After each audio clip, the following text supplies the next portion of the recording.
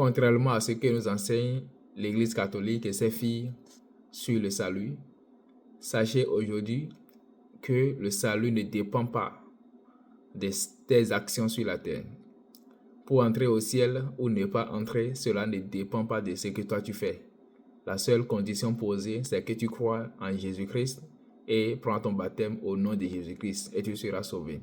Alors mon frère, ma soeur, repens-toi, reprends ces baptêmes que tu as pris et tu seras sauvé.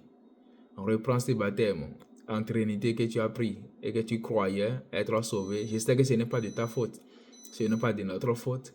Quand on a ouvert les yeux, on a vu nos traditions ou on a vu les pratiques anciennes et autres, les magies, toutes les religions qui existent. Et on a choisi le christianisme, bien sûr. Mais malheureusement, il s'est fait que ce qui s'est répandu comme l'église mère n'est pas en réalité une église.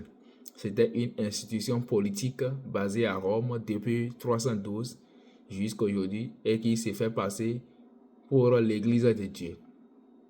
Et contrairement aux normes de Dieu, aux normes des premiers chrétiens, cette église aujourd'hui a fondé sa doctrine sur le dos de la Bible.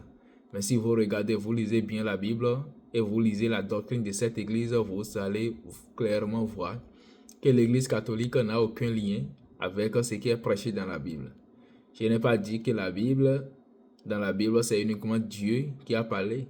Mais dans la Bible, il est raconté aussi la pratique des premiers chrétiens dont ils se disent avoir hérité les pratiques.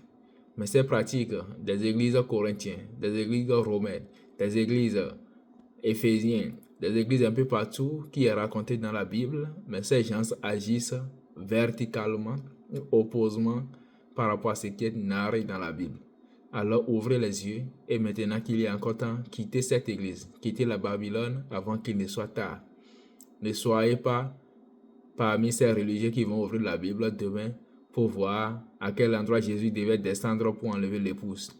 Mais faites partie de ceux qui seront enlevés dans la gloire du Seigneur Jésus-Christ avant la destruction de ce monde.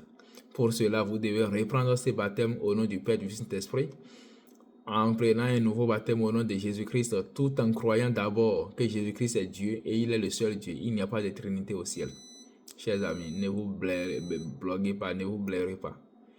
Alors, chers frères et sœurs, il n'y a pas de honte dedans. Je sais que vous avez des amis, vous avez des prêtres, amis, vous connaissez des cardinaux et tout. Mais il n'y a pas de honte en ce qui concerne ton salut. Ton salut, c'est la seule chose qui compte. Tout ce que tu penses avoir sur cette terre ne t'appartient en réalité pas.